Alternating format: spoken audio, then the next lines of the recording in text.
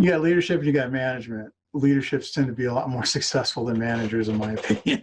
I'm excited to be featuring my friend Jim Deck in our moderator spotlight today. Jim is a moderator of the Success, Motivation, and Inspiration Group, and he's been with us since April 27th of 2019. Welcome, Jim. I'm so glad to have you on the show today. Thanks for having me, Curtis. I know we've had coffee and talked about some different things, and you've led a pretty interesting life. But first off, what is your personal definition of success? I'm really about everybody else.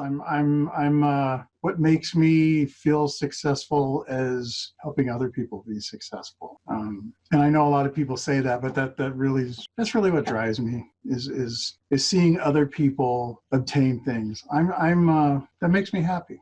Cool. That's awesome. We were talking before the recording started, and everybody wants to sound like selfless and like helping people and stuff. But I've known you for quite a while, and just seeing the way you interact and the way you're helping the group on the Success, Motivation, Inspiration Group, you've got well over 100,000 people that you're helping manage conversations that sometimes are pretty tough. And I love that you're doing that selflessly and just helping people to be motivated and inspired and uplifted. And so I can vouch for you on that. I know you're a pretty selfless guy and love helping people. Appreciate that. What steps do you take daily to improve? I'm a sponge. I like to learn things. So I'm constantly, I guess I would say I get bored easy. The longest I've ever held a job is 5 years. That seems to be about as long as I can go before I get bored. And then I move on to something else. So yeah, I'm constantly looking for something new to learn about. You can never, in my opinion, you can never know too much. There's so much out there in the world, and something that we deal with, as you know, growing up in this area is in small towns, people tend to get tunnel vision, I guess, and they only see what they see. And my thing has always been, especially with my kids and when I was a scout leader for years, and other things was to, point these kids out to the world and say, there's all these other different things. There's not just for here, mining and farming, and not that there's anything wrong with those things, but there's all this other stuff out there, and you can do that too. Well, that's awesome. Yeah, I love that you're constantly so good at helping people to realize that they can achieve more, and it takes a special person too to do the moderation on the group when we've got 1,000 posts an hour coming in, and you're reading through a lot of those, and there's some great stuff and a lot of spam and some really negative stuff. Some of the posts hurt your heart to read them. And so it takes a special person to be able to go through and help filter out the good stuff so that other people can be inspired and not let the negative stuff drag you down before it gets out to the main group. Right. Yeah. What made you decide to join the team as a moderator of the Success, Motivation, Inspiration Group? I'm trying to remember the series of events, but anyway, I after you and I had met and we had talked, I don't remember whether I was in the group first or whether I was in the group, came to the group after that. And at that time, it was 20 or 30,000 members. Maybe it wasn't even that big. I don't know. It was much smaller. And actually, I think we were probably around 5,000 at the time. Maybe 5 or 6,000. Smaller. Wow. Yeah, that was I think we've gained about 125,000 members since you joined us. So yeah, and I don't remember how it came about, but it's a great project, and I'm enthusiastic about it.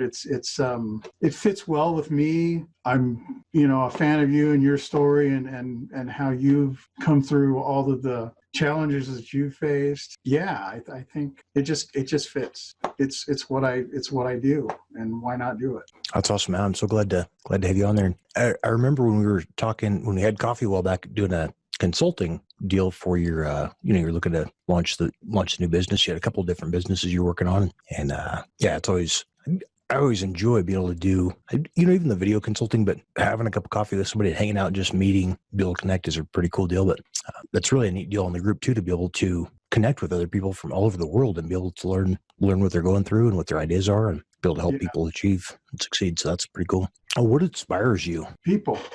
It's everything is going to go back to people, because it's, we're all connected, and we're all, as we're seeing with what's going on in the world now, we're all connected, and we all depend on each other in some way, shape, or form at some point, somewhere along the line. I think we can all see the advantage that it's advantageous to everybody that everybody helps everybody else. So Love your outlook. Is that inspiring? I love seeing somebody succeed. I love seeing somebody go out there. And when I say succeed, I'm not talking about, a lot of people, when they think success, they think financial success. And that's success too. I'm not saying it's not, but there's a lot of other successes in the world. And for different people, they're different things. And, anytime somebody has that success, being a parent, this is maybe kind of a weird analogy, but those first steps that a child takes are a huge deal. You don't really understand how big of a deal that is until you experience it yourself. So if you take that and you move it forward, you can apply that to a lot of different things. And like I said before, that's what drives me. That's what makes me happy, is to see people moving forward. Cool. And I know, if I can ask about your family, how old are your kids?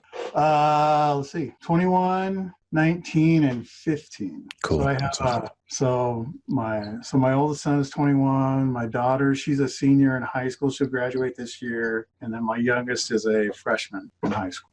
You got your hands full. Yeah. It's worth it. If you could recommend one book to our audience or to our group members, what would that be? Well, if it could only be one book, it would be the Bible.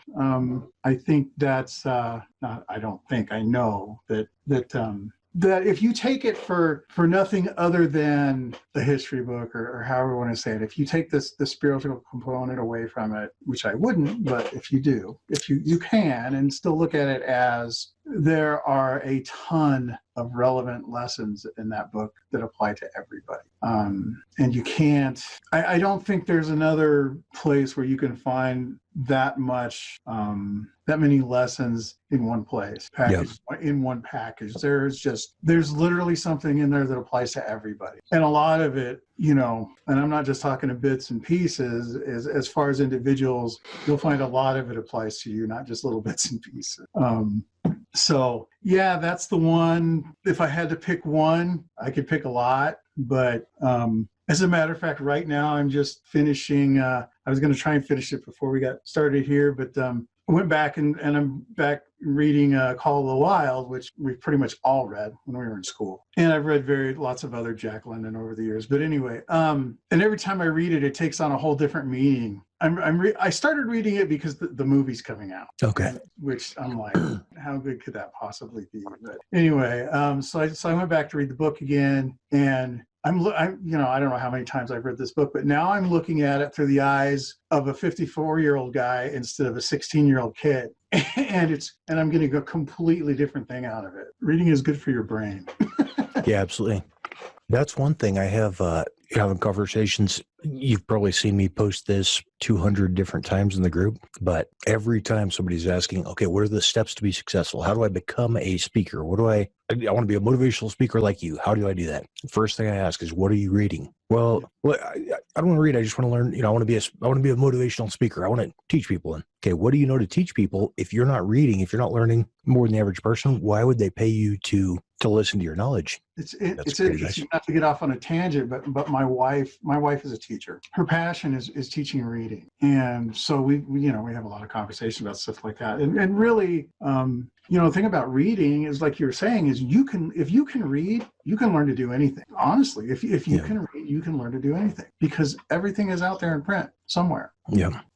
So yeah. And you don't even have to have the ability. When I was 13 years old, I would save my lunch money, and I'd run down, I would eat a thing of Jell-O. It was 25 cents for a Jell-O, or $1.75 for lunch. So I'd get a Jell-O. I'd save $1.50. And, at the end of each week or whatever, I would run down. There was a used bookstore, half a mile from the school. And I'd run down and buy some kind of the 5 love languages, or success through a positive mental attitude, different things. And in these books back then, that required me skipping lunch every day to be able to afford the next new book that came out. And now we've got the sum of all human knowledge in our pocket on a smartphone. Yeah, you could jump on a YouTube video, or there's millions of free podcasts. And I love YouTube. Yeah, there's you don't even have to buy a book anymore.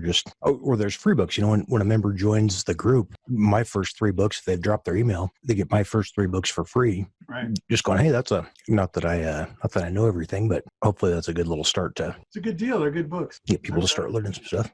They're great little short and to the point books. And actually, speaking of that, I think I need to refund you. When we had met, I believe you bought the first 3 books, so everybody else gets them for free now. So you kind of got the short end of the stick paying for them. I'll have to send you. Yeah, I think you were one of the first person to buy those first 3 books that I wrote. I think I got them on sale, so it's fine. I'm not worried.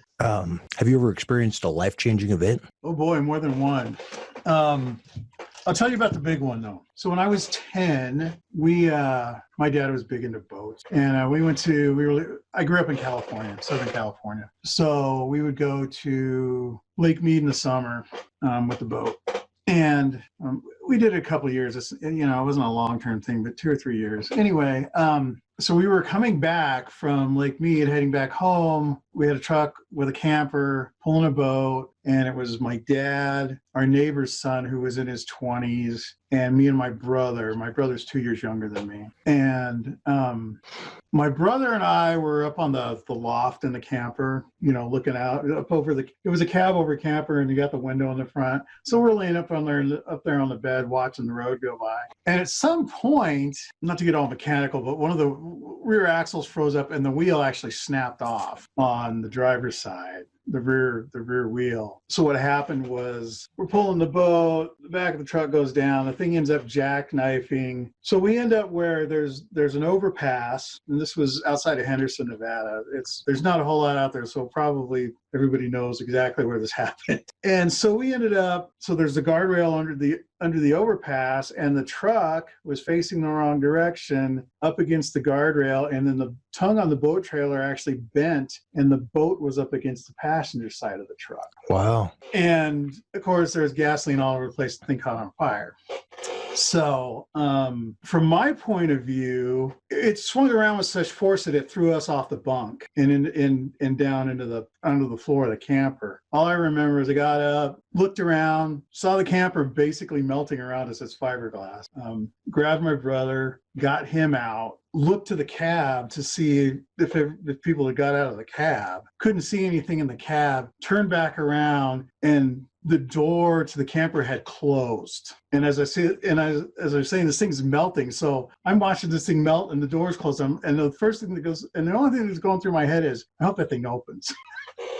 And it did. So I opened it up, and like I said, there was gas everywhere, and I jumped out of the thing and had jumped. Anyway, so my brother's sitting down on the curb, cars are stopping. I go sit down next to my brother, and we realize my dad and our neighbor are still in there.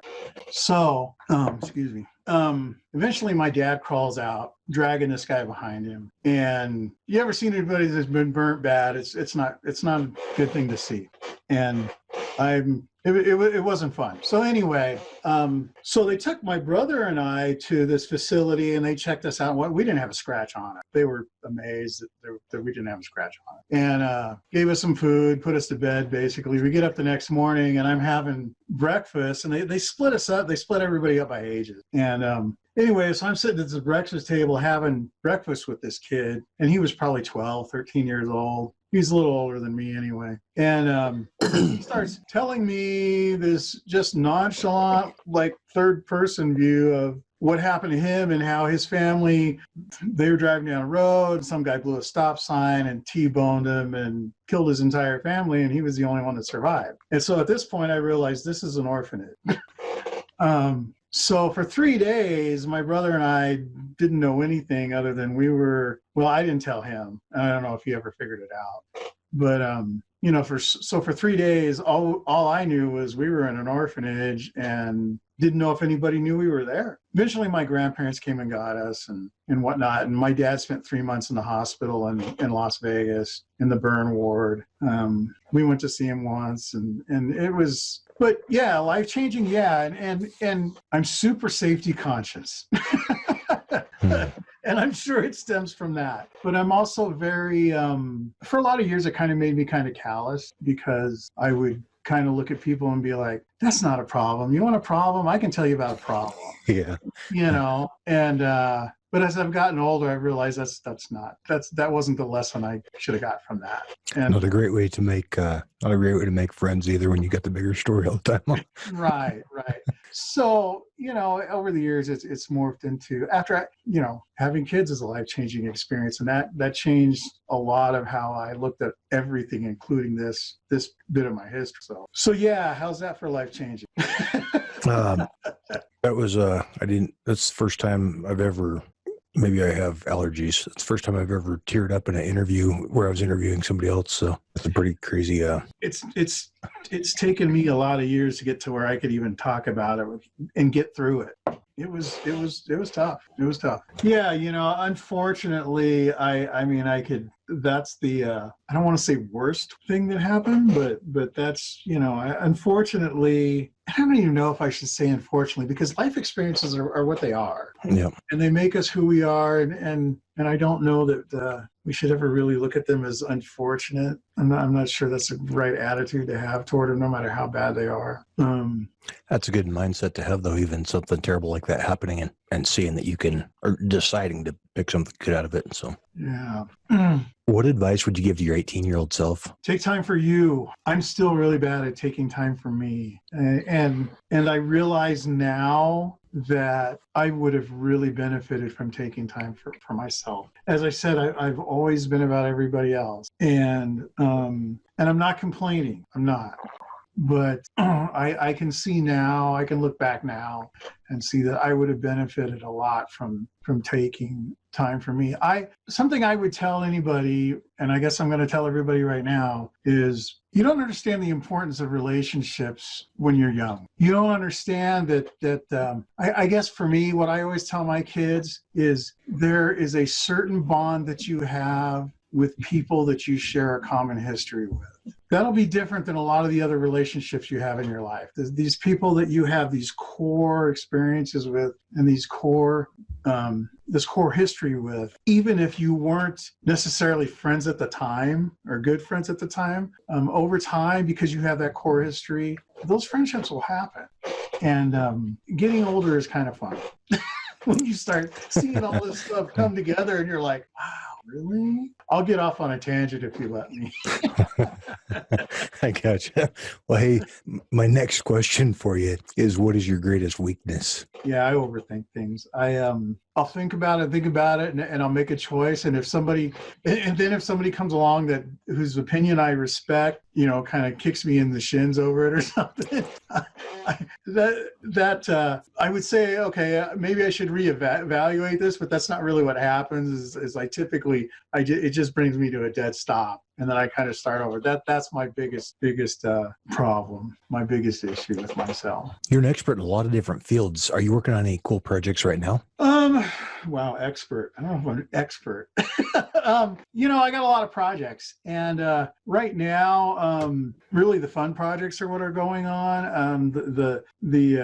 I have some other projects I'm working on with my son to get some. You were alluding to some businesses earlier, and me and my oldest son, we're kind of working on some stuff together. We're trying to put some capital together so that we can make some things happen. But I have some other projects. I have two websites, jimdeck.com, which is kind of a motivation thing, but it's really more of a leadership thing. And I put those in two different camps, really, myself. I've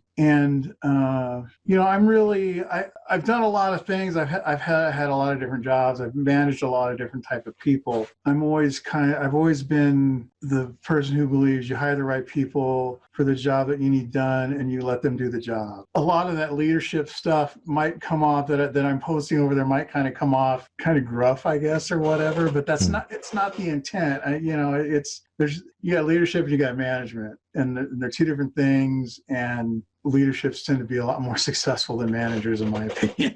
So I've got that going. Jimdeck.com, like I said, that's it's growing. There's more stuff going on there. And then we got the fun site, the shutterace.com site is I'm a scale modeler. I've been doing it since I was 6 or 7 years old. And and it's what I do for fun.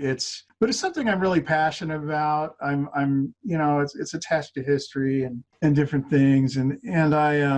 But really what I do with that, it's a modeling site, and we do some modeling and we do some technique, but there's all kinds of people on YouTube out there doing techniques and how you do this and, and all the technical stuff. It's really, a scale modeling site, not a modeling site. Yeah, you don't want me doing no bikini modeling. No, you don't want that. I've checked out shutterace.com as well as the Jim Deck site. I've seen a lot of the videos and stuff you posted on there. Good advice on it. Thanks. I think one of your videos was the first one I ever put on there. Oh, that's awesome. Yeah. But cool. I appreciate that. I try and do that over on the Shutter Ace site too. It's really more about enjoying the process and whatnot than it is about how to do something. It's, you know what? It's fine. Just go with it. That's Don't awesome. worry about it. You can, the thing about life is you can always fix it. You can always change it. You can always fix it. And it's, so yeah. I just wanted to thank you again for being the moderator on the Success, Motivation, Inspiration group, and also for being the first moderator to agree to be featured in a Moderator Spotlight video. Tripping over my tongue here. Any final thoughts you'd like to share? You can do it. That's it. You can do it. If you want to do it, do it. You can do it. I love that. I know you can. All right. Thanks again, Jim. I'll put a link to jimdeck.com in your footer of your show notes here, and look forward to chatting with you more in the group soon. All right. Thanks. Have a great day, Curtis. Thanks, buddy. That's it for this episode. Don't forget to subscribe to the Success, Motivation, and Inspiration podcast. And head over to successmotivationinspiration.com for show notes and more tools to fuel your passion.